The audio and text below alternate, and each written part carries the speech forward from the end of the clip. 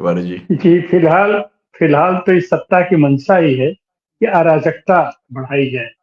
जब तक अराजकता नहीं बढ़ाई जाएगी, तब तक इनको अपनी हिंसा का प्रयोग करने के इनको रास्ता नहीं मिलेगा। हमारे यहाँ सारी व्यवस्था है, हमारे संविधान में सारी व्यवस्थाएँ हैं, हमारे यहाँ कानून सारी व्यवस्था है और हमारे संविधान में सबसे बड़ी वो जो व्यवस्था है कि चेक एंड बैलेंस हमारे यहाँ रहता है। लेकिन आज क्या स्थिति है?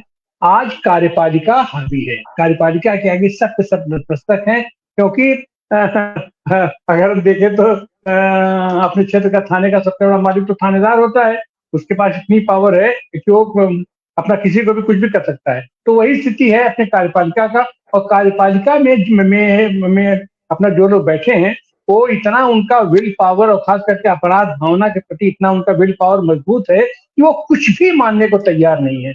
जो उन्होंने सोच लिया, वो सोच लिया। जो उनको करना है, वो करना है। उनके आगे ज़ाहिर-सी बात है कि अपना कानून भी, अपनी विधायिका भी, अपनी न्यायपालिका भी, सब के सब बेबस हैं, बेबस पड़े हुए हैं। अब न्यायपालिका की स्थिति है, न्यायपालिका अगर न्याय दे भी देती है, अगर कोई फैसला कर देती है, तो उसको लागू कौन कराएगा? लागू तो कार्यपालिका कराएगी। इसीलिए कार्यपालिका उसको लागू कराए, अगर नहीं कराती तो फिर वो न्यायपालिका के पास उसका दंड विधान था। हमारे वो विधायिका को उस पर उसका फैसला करने का अधिकार है। लेकिन जब सब के सब पंगु हो जाए, तो आज की तारीख में न्यायपालिका भी अपनी इज्जत बचाने में लगी हुई है।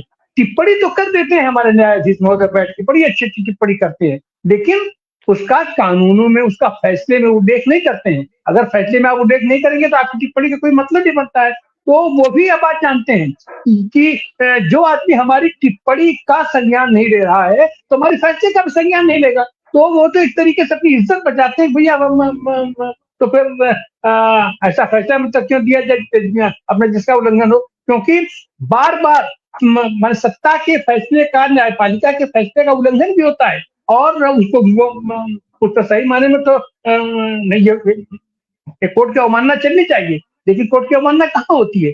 सब धड़ेआम ये धड़ल्ले के साथ उसकी अवमानना की जाती है और न्यायपालिका उस पर संज्ञान नहीं लेता है। अगर संज्ञान ले न्यायपालिका तो तो अभी जैसे सीधी-सीधी बात है कि वहाँ चुनाव की धांधली तो सामने दिखाई पड़ रही है।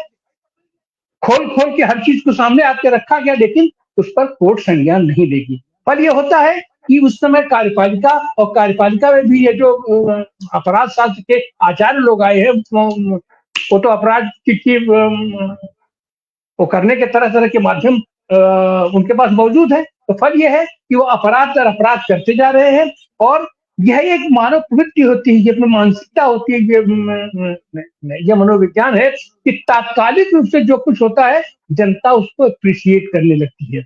अपना ताकत जो आदमी पीड़ित है वो तो पीड़ित है, लेकिन उस पीड़ा से अलग हटकर के जितने बाकी लोग जो लोग ये दर्शक दीर्घा में आज की तारीख में हमारी संवेदनाएं इतनी शून्य हो गई हैं, हमारी भावनाएं इतनी शून्य हो गई हैं कि हम उनके दर्द को महसूस ही नहीं करते हैं। जब तक उनके दर्द से हमारा साधारणीकरण नहीं होगा मानव मात्र का, तब तक तो उनको कुछ नहीं होगा। तो अपना फल ये होता है कि हम उनके दर्द से साधारणीकरण नहीं कर पाते। फल ये है कि उसका दुरुपयोग करती है सत्ता, उसका दुरुपयोग करती है कार्यपालिका। तो ये स्थिति बन गई है यहाँ पर। ऐसी हालत में हम चाहेंगे ये सूरज मंडल जी से कि सूरज मंडल जी, आखिर अंततः तो जनता आक्रोशित है, जनता के पास कष्ट भी है, जनता बाहर निकलना भी चाहती है, लेकिन भीड़ तो निकलेगी तो अराजकता पैदा होगी। तो उसको नियंत्रित करने का काम तो सत्ताधारी दल करता है, राजनीतिक दल करते हैं। हमारे दल आखिर इतना संवेदना शून्य क्यों हो जा रहे हैं? उसका नेतृत्व क्यों नहीं कर रहे हैं? सूरज जी। देखिए, जो सुविधा की राजनीति होती है और संघर्ष की राजनीति में एक बहुत बड़ा फर्क होता है। सर, आप तो देखे हुए हैं और आप उन दौर को भी देखे हुए हैं जब भारत में इमरजेंसी आया था और किस तरह से जयप्रकाश नारायण ने आंदोलन की शुरुआत की थी।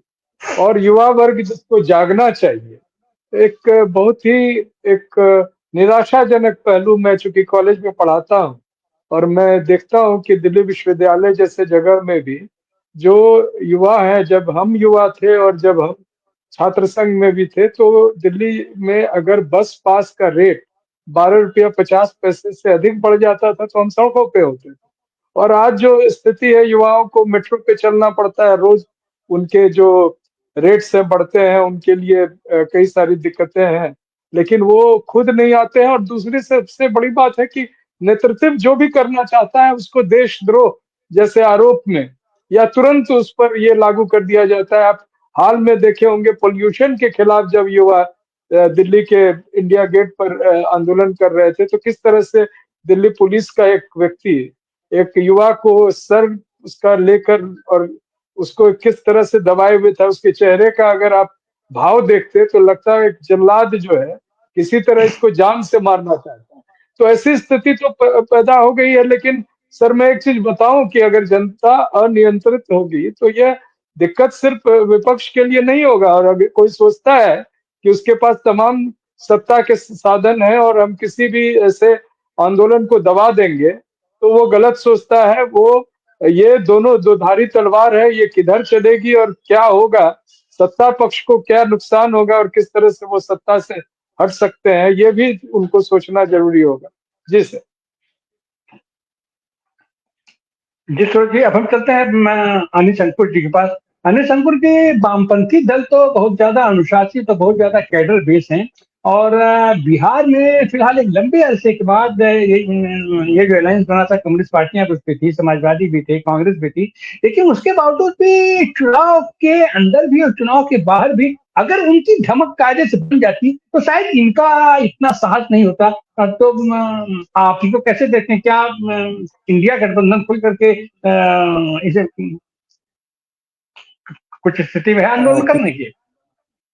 हाँ तिवारी जी, जैसा कि आपने कहा कि देखिए, ये जो भारतीय जनता पार्टी ने चुनाव भले जीता है, लेजिटिमेसी इनको नहीं है। और ये जानते हैं कि एसआईआर में गलत वोटर सूची लगा के, संस्थागत रूप से 10,000 रुपए का घूस देके, बड़े पैमाने पर पैसे बांट के, बेईमानी करके चुनाव जीता है।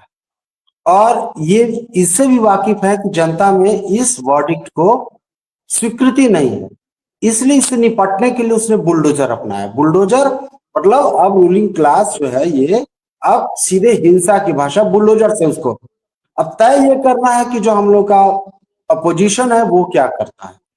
आप लेकिन देखिए, ये बात नहीं है कि विरोध नहीं। मैंने बिहार शरीफ का उदाहरण दिया। बिहार शरीफ में सीपीआई के, भारतीय कम्युनिस्ट पार्टी का उम्मीदवार जो, उसको वोट भले काम आए, लेकिन उसने पूरे बुलडोजर को पीछे धकेलने पर मजबूर कर दिया।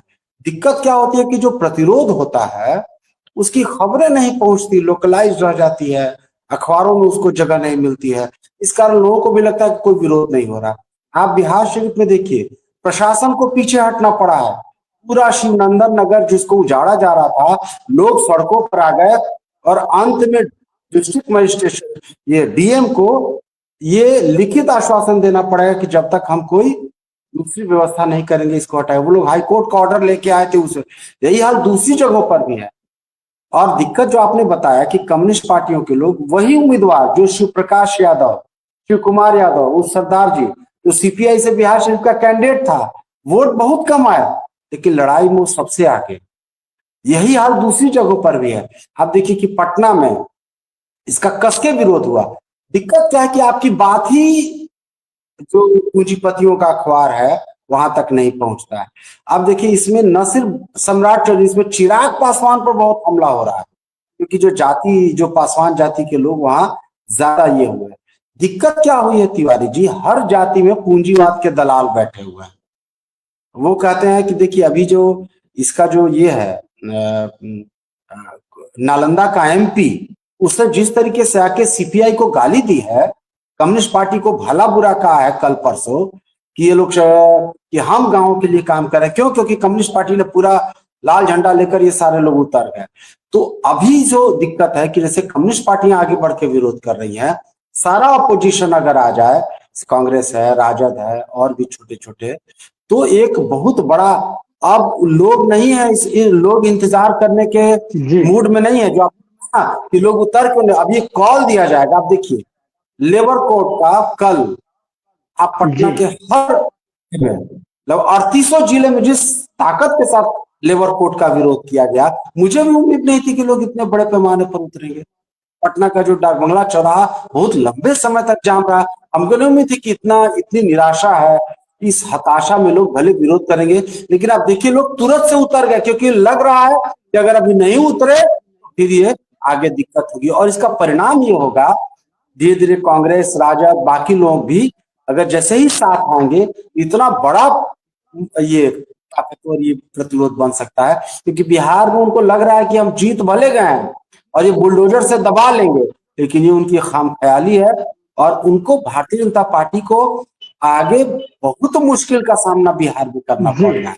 देखिए तिवारी जी, अंतिम बात ये कर रहा हूं कि शासन में सत्ता और बल प्रयोग ठीक है, लेकिन एक सहमति चाहिए जनता की।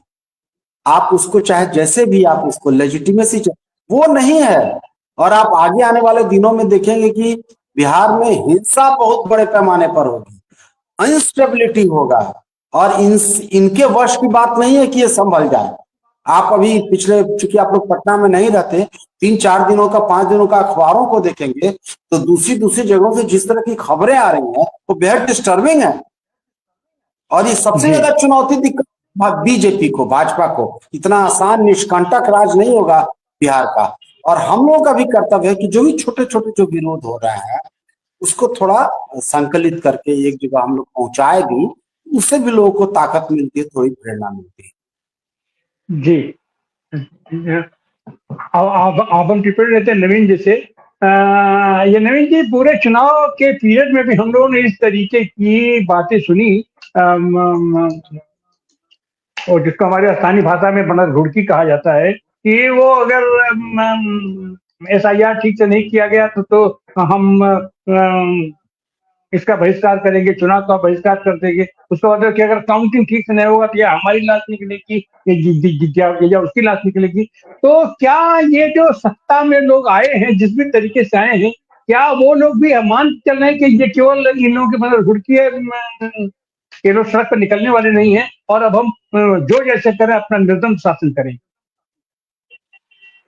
सर, अभी डॉक्टर सूरज ने एक बात कही कि मेरी आवाज स्पष्ट आ रही है? हाँ आप सर, बोलिए। हाँ ठीक है। तो अभी डॉक्टर सूरज कह रहे थे कि पहले युवा जो थे कैंपस में, यूनिवर्सिटीज में, कॉलेजेस में, एक जानदार युवा थे जो कि संघर्षों के लिए आगे आते थे, बढ़ते थे, और आज वैसी स्थिति नहीं है। मैं डॉक्टर सूरज से भी कहूंगा कि जरा याद कीजिए डॉक्टर सूरज, ये जो इमरजेंसी का आंदोलन हुआ था, ये गुजरात के एक इंजीनियरिंग कॉलेज में थोड़ा सा मेसिंग चार्ज बढ़ा दिया था। जो बच्चे स्टूडेंट्स खाना खाते हैं उसका थोड़ा सा पैसा बढ़ा था, और वहां से एक आंदोलन खड़ा हो गया गुजरात में, और वो फिर बिहार तक आया, और फिर जयप्रकाश बाबू का आंदोलन, वो जो छात्र आंदोलन के नाम से मशहूर हुआ, इतना बड़ा आंदोलन हुआ। तो अगर उस दृष्टि से आज के बिहार को अगर हम देखें तो बिहार के युवा और बिहार का जनमानस मुझे बहुत उत्साहित नहीं करता है। बात यह है कि सभी अगर सुविधा भोगी हो जाएं, सभी अगर सरकार के रहमो करम पे रह जाएं, सभी अगर अंधभक्ति में लीन हो जाएं या उनके प्रति प्रशंसा करने लगें, तो फिर ऐसी स्थिति होती है। आप ये बताइए कि हमारे लोगों ने स्वाभिमान से समझौता किया है। ये 5 किलो राशन तो ले रहे हैं, लेकिन अपना रोजगार नहीं मांग रहे हैं। ये बेरोजगारी भत्ता ले रहे हैं, कुछ मनरेगा कुछ दिनों का मिल जाता है, युवकों को खुश है। तो जब कोई भी राष्ट्र, कोई भी समुदाय, कोई भी राज्य के लोग अगर इस तरह से हो जाएंगे तो फिर उनकी दशा दिनों दिन खराब होगी। अब आते हैं बुलडोजर पर। अब बुलडोजर जो अभी चल रहा है, आपको क्या लगता है कि ये सैंड माफिया पर होगा? जो प्रभुत्व वाले लोग हैं वही तो चंदा देते हैं चुनाव लड़ने के लिए। आपको क्या लगता है ये ड्रग माफिया जो है उस पर कार्रवाई कर देंगे? ये वही तो इनको चंदा देते हैं, वही तो इनकी तिजोरी भरते हैं। इसी प्रकार से ये बड़े बड़े जो लोग हैं, जमीन माफिया हैं। अभी गोपालका की हत्या हुई थी पूर्णिया में, और पप्पू यादव साहब ने बहुत ज्यादा प्रोटेस्ट सब भी किया था। क्या हुआ उसका? क्या वो अंजाम तक पहुंचा? ये क्या, ये जो कह रहे हैं सम्राट चौधरी बुलडोजर न्याय और ये वो, एक इमेजिनेशन में एक बुलडोजर डाल करके ना एक नैरेटिव सेट कर रही है, और गरीबों को तोड़ सकते हैं। इनका बस इन्हीं पर है। मैं इनको बहुत बढ़िया जानता हूँ। इनके पिताजी जो थे शकुनी चौधरी जी हमारे सांसद भी थे और बड़ा मैं सम्मान करता था क्योंकि हम लोग से बहुत व्यवहार अच्छा था उनका उनकी बात और थी और इनके बारे में चर्चाएं तमाम हैं ये किस तरह का है और ये बीजेपी के हैं और बीजेपी के केंद्रीय नेतृत्व के हाथ के खिलौने भी बनेंगे। इस हिसाब से एक नैरेटिव सेट कर रहे हैं। अब आगे देखते हैं क्या होता है, लेकिन अभी जो हम देख पा रहे हैं वो है गरीबों पर, पिछड़ों पर, दलितों पर, इन पर ही अत्याचार हो रहे हैं। कहीं पर रास्ता साफ करने के लिए, कहीं सुविधा भोगी, किसी का मॉल है तो उसके आगे कोई रेडी पटरी लगा दिया है तो उसको तोड़ देंगे। अरे भाई कानून कुछ तो ऐसा बनाओ कि गरीबों के लिए भी व्यवस्थाएं बनाओ। वो कैसे खाएगा? उसको भी तो कमा के खाने का अधिकार है, जीवन और स्वतंत्रता का अधिकार है उसको। अनुच्छेद 21 में डॉक्टर सूरज अनुच्छेद 21 जो है वो ये भी कहता है कमा के खाना भी जीवन का अधिकार है। आप उसका घर तोड़ रहे हैं, आप उसकी दुकान तोड़ रहे हैं, आप उसको ट्रैफिक फ्री करने के लिए आप ये कर रहे हैं। अरे आप व्यवस्था बनाइए, पुलिस आपकी है, किसने कहा है आपको 10 दिन में आप न्याय कर दीजिए? आप 5 महीने में बनाइए व्यवस्था। तो हमारी तो ये रहेगी कि बुलडोजर जो है इस पर जो सुप्रीम कोर्ट के निर्देश हो उसका पालन कीजिए। चलिए बुलडोजर यूज कर रहे हैं आप तो उस पर भी एक विस्तृत कानून है कि कोर्ट निर्देश दे, फिर 15 दिन का समय दीजिए, उसको नोटिस दीजिए, उसका रिस्पॉन्स लीजिए। ये सारी चीजें होती, ऐसा नहीं होता है कि सुबह आपका मन हुआ आपने बुलडोजर उठाया और चला दिया। ये जनता भी जानती होगी, शायद जनता तक पहुंचनी चाहिए ये बातें कि बुलडोजर की प्रक्रिया में भी कानून के, सुप्रीम कोर्ट के निर्देश हैं। और जहां तक की बात अभी एक वक्ता ने कही कि आज का सुप्रीम कोर्ट भी तो वैसे ही है, मृतप्राय है, चलता रहता है, बोलता रहता है, समय बाय करता है और अंततः कुछ नहीं होता। जैसे बिहार के SIR पर अभी भी हेयरिंग चल रही है, चुनाव हो गया, जो होना था हो गया और उसको कह दिया भाई ऑटोनोमस बॉडी है, इलेक्शन कमीशन ऑटोनोमस बॉडी है और सभी ऑटोनोमस बॉडी लास्ट में एग्जीक्यूटिव के अंदर हो गया। ये कैसी ऑटोनॉमी है भैया? ऑटोनोमस है चुनाव आयोग लेकिन बीजेपी के माथा पे, स्टेट सारे उसके अंदर होंगे। और ये हमारे जो मुख्य न्यायाधीश हैं उन्होंने तो ये तक कह दिया कि अलग अलग हाईकोर्ट एक ही मामले में, एक ही तरह के मामले में अलग अलग फैसले न दें। तो सब चीज का केंद्रीकरण हो रहा है, बड़ी दुखद स्थिति है। हम वापस इस पर आते हैं कि ये बुलडोजर जो है, बुलडोजर न्याय ना हो, कानून सम्मत तरीके से काम हो और कोर्ट में देरी होती है, ये इसमें कोई न्यायपालिका का कारण नहीं है, इसमें जजों की संख्या कितनी है, केस मुकदमे कितने हैं, इसलिए देरी हो रही है। ये चीफ जस्टिस साहब ने बताया अनुपात बहुत कम है जजों का और केसों का, लिटिगेशंस का। तो इसलिए इसका मतलब ये नहीं है कि आप खुद ही चल देंगे न्याय करने और तब तो समाज में अराजकता हो जाएगी। अगर सब इसी तरह से उठ खड़े हों कि आओ तुम बुलडोजर लेके हम बम फेंक देंगे, तब तो अराजकता हो जाएगी ना समाज में। आप लेके आइए पुलिस को। जी आनंद जी से बात हुई है, वो इस प्रोग्राम को यहाँ विराम देने की बात हुई है, तो मैं सभी दर्शकों को और खासतौर से अपने पैनलिस्टों को शुक्रिया कहता हूँ, धन्यवाद कहता हूँ और हम लोग फिर से बहुजन समाज के अगले एपिसोड में जुड़ेंगे। तब तक के लिए शुभ रात्रि, जय संविधान। नमस्कार।